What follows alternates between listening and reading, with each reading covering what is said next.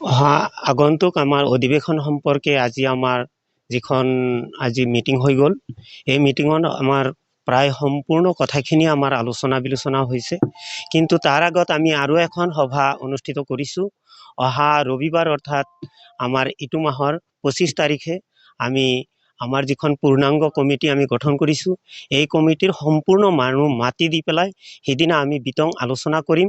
আৰু ইয়াৰ আগতেও আমি আলোচনা কৰিছোঁ যে অহা মাৰ্চ মাহৰ 28-29 তাৰিখে আমি আমাৰ অধিৱেশনখন পাতিম। আৰু সেইদিনা আমি গোটেই অসমৰ কেৱল আমি জোলা জনগোষ্ঠী সন্মিলনী তৰফৰ পৰা জোলা জনগোষ্ঠী সন্মিলনীৰ মানুহখিনিকে মতা নাই, সমগ্ৰ অসমৰ সমগ্ৰ জাতি জনগোষ্ঠীৰ সমগ্ৰ মানুহকে আমি আহ্বান জনাইছোঁ। তেওঁলোকে যেন আমাক সৰ্বতো প্ৰকাৰ সহায় সহযোগিতা আগবঢ়ায়।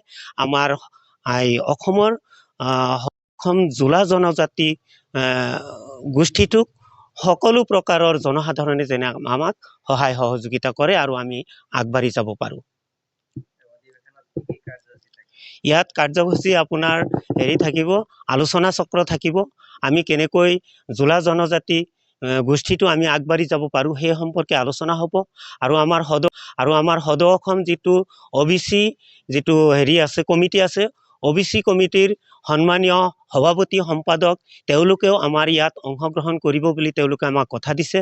আৰু তেওঁলোকৰ লগত আমি সৰাসৰি এইখন অধিৱেশনত আমাৰ আলোচনা চক্ৰত তেওঁলোকৰ লগত আলোচনা হ'ব আৰু সেই আলোচনা মৰ্মে আমি আগবাঢ়ি যাম, এইটো আমাৰ ধাৰণা। অধিৱেশন উপলক্ষে ৰাজহুৱা সভা অনুষ্ঠিত হৈ গ'ল। কি কি সিদ্ধান্ত গ্ৰহণ কৰিলে আৰু কেতিয়া অনুষ্ঠিত হ'ব এই সম্পৰ্কে আপোনাৰ মন্তব্য দিয়ক। সন্মানীয় সাংবাদিক বন্ধুবৰ্গ, আজি আমাৰ সদৌ অসম জোলা জনগোষ্ঠীৰ এখন সাধাৰণ সভা অনুষ্ঠিত হৈ গ'ল। সেই অধিৱেশনৰ মূল উদ্দেশ্য আছিল যে আমি আমাৰ জোলা জনগোষ্ঠীৰ এখন ত্ৰিবাৰ্ষিক অধিৱেশন পাতিম আৰু সেই অধিৱেশনৰ সম্পূৰ্ণ ইয়াতে আলোচনা হৈছে। আমি আমাৰ ইতিমধ্যে আমাৰ এই কাৰ্যসূচীৰ কাৰণে আমি ইতিমধ্যে আমাৰ জিলা কমিটিবিলাক গঠন কৰা হৈছে, প্ৰত্যেক ডিষ্ট্ৰিক্টত যোৱা হৈছে। আমাৰ ইতিমধ্যে আমি আমাৰ ফালৰ পৰা আমাৰ কমিশ্যনাৰ অফিচত আমাৰ ফালৰ পৰা মেমৰেণ্ডাম দিয়া হৈছে আৰু আমাৰ এই বিভাগৰ সকলোকে এই সম্পৰ্কে জনোৱা হৈছে।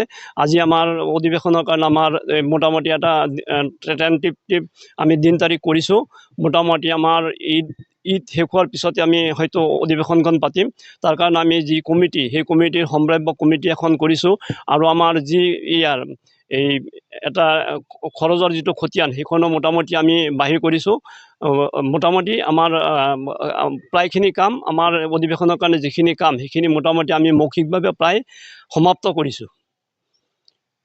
আমি মাৰ্চ মাহৰ শেষৰ ফালে মোটামুটি 28-29 তাৰিখে মোটামুটি আমি অধিৱেশন পাতিম বুলি আমি ভাবিছোঁ।